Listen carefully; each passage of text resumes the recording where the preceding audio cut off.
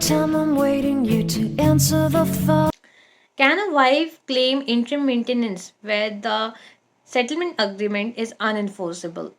Yes, ये एक बहुत मेजर क्वेश्चन है जो कि आपके लिए एज अ वुमेन बहुत हेल्पफुल होगा अगर आप इंटरम मेंटेनेंस के लिए क्लेम कर रहे हो एंड जहाँ पे एक सेटलमेंट एग्रीमेंट जो है वो अनएनफोर्स्ड है and it will be very helpful for you as well to understand the law as law, क्योंकि लॉ का इम्पोर्टेंस इतना ज़्यादा है आपकी डे टू डे लाइफ में, बट आप इसे स्किप कर देते हो. बट इस वीडियो को प्लीज़ मत स्किप कीजिएगा because it will be really helpful for you to understand कि अगर आप इंटरम मेंटेनेंस के लिए जा रहे हो, how will you claim it, how you can approach as per the law and कहाँ पे आपके लिए ये वीडियो हेल्पफुल हो सकता है ये आपको भी नहीं पता. So do watch the video, complete video, don't skip the video. Let's start with our today's video that is based on an interim maintenance judgement. और इंटरिम मेंटेनेंस किसके लिए होता है? भरण पोषण के लिए होता है, जो कि एक वाइफ फाइल करती है इन दी फैमिली कोर्ट और इन दी हाई कोर्ट, जहाँ पे उसे अपने हस्बैंड से मेंटेनेंस लेना पड़ता है. नाउ यहाँ पे बहुत सारे इंपॉर्टेंट सेक्शंस इन्वॉल्व हैं, बहुत सारे सिनेरियोज इन्वॉल्व हैं. सो हर एक सेक्शन को और सिनेरियो को आप समझें, आपके लिए भी बहुत हेल्पफुल होगा और जो मेरा मोटो है वो भी पूरा होगा. सो अब वाइफ ने दिल्ली हाई कोर्ट में पिटिशन फाइल की, अपील फाइल करी, जहाँ पे उनने फैमिली कोर्ट के ऑर्डर को चैलेंज किया. ठीक है, 15 अप्रैल को ये ऑर्डर आया था जिसको चैलेंज किया गया वाइफ के द्वारा in the Delhi high court appeal के थ्रू. ठीक है, अपील की गई in the Delhi high court. Family court ने ये कह दिया कि वाइफ को इंटर मेंटेनेंस नहीं मिलेगा. हाँ, अब क्यों नहीं मिलेगा, किस बेसिस पे नहीं मिलेगा, इसके बारे में भी हम जान लेते हैं, क्योंकि ये जानना भी उतना ही इम्पोर्टेंट है. यहाँ पे वाइफ के स्टैचुरी राइट जो है ना वो निगेट हुए हैं. अब क्या स्टैचुरी राइट को आप निगेट कर सकते हो या नहीं कर सकते हो? तो इस वीडियो में प्लीज़ वीडियो को स्किप मत कीजिएगा, लास्ट तक देखिएगा, क्योंकि ये आपको हिंदू मैरिज एक्ट से रिलेटेड भी बहुत इंपॉर्टेंट चीज़ें बताएगा और आप फैमिली कोर्ट के डिसीजन को कैसे चैलेंज कर सकते हो ये भी आपको बहुत बेहतरीन तरीके से बताएगा.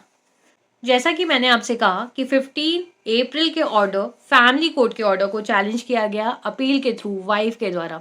यहाँ पे वाइफ कौन हो गई? पिटिशनर. हस्बैंड कौन हो गया? रिस्पोंडेंट. नाउ वाइफ को इंटरिम मेंटेनेंस जो है फैमिली कोर्ट के द्वारा डिनाई कर दिया गया था. क्यों डिनाई कर दिया गया था अब मैं आपको बताती हूँ. दिसंबर 1, 2012 में एक सेटलमेंट अग्रीमेंट जो था वो फाइनलाइज हुआ था, बट क्या उसको इन्फोर्स किया गया था? क्या उसको इम्प्लीमेंट किया गया था? नहीं किया गया था. तो सबसे मेजर क्वेश्चन यहाँ पे ये उठ के आता है कि when a settlement agreement is not implemented and is not enforce, तो क्या आपको इंटरम मेंटेनेंस के लिए डिनाई किया जा सकता है? यहीं पे दिल्ली हाई कोर्ट ने बोला that you can not deny the statutory right to a spouse.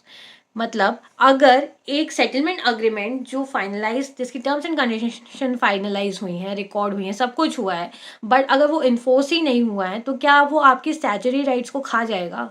नहीं खाएगा. आपके स्टैचुरी राइट्स डिनाई नहीं किए जा सकते.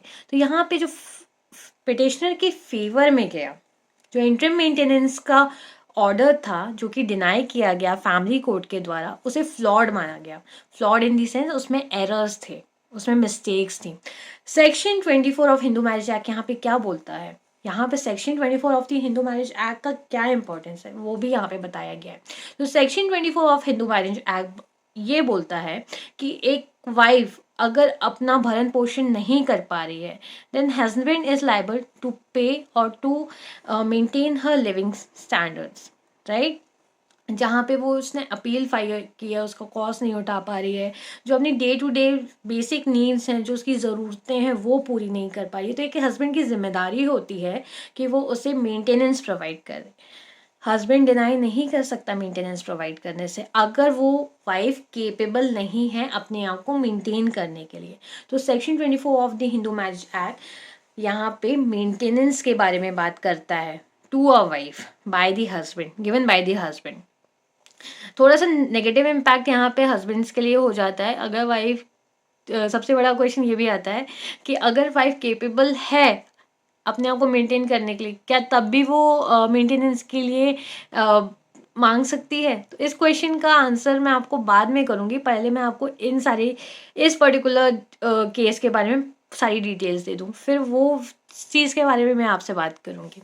तो यहाँ पे जो 15 अप्रैल को ऑर्डर आया था बाय द फैमिली कोर्ट, यहाँ पे फैमिली कोर्ट ने क्या गलतियां करी हैं जो दिल्ली हाई कोर्ट ने ऑब्जर्व किया है। अब दिल्ली हाई कोर्ट में अपील फाइल की गई थी वाइफ के द्वारा, ठीक है। इसमें जो बेंच बैठी थी वो बैठी थी honourable justice Rekha Palli ji and honourable justice Saurabh Banerjee ji की। उन्होंने क्लियरली कहा कि फैमिली कोर्ट ने जो है ना उसमें एरर्स हैं, उसके ऑर्डर में एरर है, फ्लॉड है। उसने सेक्शन 24 को समझा ही नहीं of the Hindu marriage act. आप किसी वाइफ के स्टैचुरी राइट्स को क्या निगेट कर सकते हो एक अनसेटल्ड इन्फोर्स सेटलमेंट अग्रीमेंट में या अनइम्प्लीमेंटेड सेटलमेंट अग्रीमेंट में, जिस पे एक वाइफ ने एक्ट ही नहीं किया है या जो इन्फोर्स ही नहीं हुआ है, क्या वो एक वाइफ के स्टैचुरी राइट्स को खा जाएगा? नहीं, ये नहीं खा सकता। And you should keep in mind कि वो इंटरिम मेंटेनेंस के लिए जो फाइल की है आप उसे डिनाई नहीं कर सकते हो, क्योंकि जो सेटलमेंट अग्रीमेंट है वो तो इन्फोर्स ही नहीं हुआ है भाई, तो फिर आपने मना कैसे कर दिया? फैमिली कोर्ट से ये गलती हुई है। यहाँ पे जो पिटिशनर्स के साइड से थी, मतलब पिटिशनर जो है वाइफ है यहाँ पे, उनको रिप्रेजेंट कर रहे थे advocate Prashant Mehndiratta ji, and जो रिस्पोंडेंट साइड से थे जो थे हस्बैंड, उनको रिप्रेजेंट किया जा रहा था एडवोकेट सीमा सेठ जी के द्वारा। यहाँ पे उनके बीच में भी काफ़ी अच्छी आर्ग्यूमेंट्स हुई हैं। तो सबसे पहला जो आर्ग्यूमेंट प्रशांत मेहंदी रत्ता जी ने, बहुत इंपॉर्टेंट आर्ग्यूमेंट है, उसमें उन्होंने ये कहा कि that the family court has जो ऑर्डर पास किया है वो होली परवर्स है, मिसट्रीटेड है। किस तरीके से कि जो अनसेटल्ड अग्रीमेंट है, अनइन्फोर्स अग्रीमेंट है, उससे बाइंड किया गया है पिटिशनर के ऊपर। तो इसमें सीमा सेठ जी ने कहा है कि भाई ये जो टर्म्स एंड कंडीशन थी ना वो फॉर्मली रिकॉर्ड हुई हैं, तो ये बाइंडिंग है किसके ऊपर? पिटिशनर के ऊपर। तो बट यहाँ पे दिल्ली हाई कोर्ट ने कुछ और ही ऑब्जर्व किया है। अब यार जब टर्म्स एंड कंडीशन इन्फोर्स ही नहीं हुई हैं, प्रॉपरली इन्फोर्स ही नहीं हुई है, इम्प्लीमेंट ही नहीं हुई है, एक्ट ही नहीं किया गया है पिटिशनर के द्वारा, दैट इज़ वाइफ के द्वारा, तो आप उसको इंटर मेंटेनेंस के लिए कैसे डिनाई कर सकते हो? क्या वो निगेट हो जाता है, उसके स्टैचुटरी राइट्स निगेट हो जाते हैं? उन्होंने कहा है यहाँ पे फैमिली कोर्ट के द्वारा गलतियाँ हुई हैं, आप उन्हें मना नहीं कर सकते हो। एंड ये मैटर को क्या किया गया? रिमांड बैक किया गया for proper consideration, for proper adjudication and for reconsideration to the family court. और जो इंटरिम मेंटेनेंस थी जो डिनाई की गई थी, उससे फिर से प्रॉपरली फैमिली कोर्ट को डायरेक्ट किया गया है ये matter. So this was the important thing, this was the important question where it talks about कि unsettled agreement, unenforced settlement agreement, unimplemented settlement agreement for interim maintenance जिसको enforce ही नहीं किया है, तो क्या आप इंटरिम मेंटेनेंस के लिए डिनाई कर सकते हो जो कि वाइफ के द्वारा फाइल किया जाता है? नहीं, आप नहीं डिनाई कर सकते हो।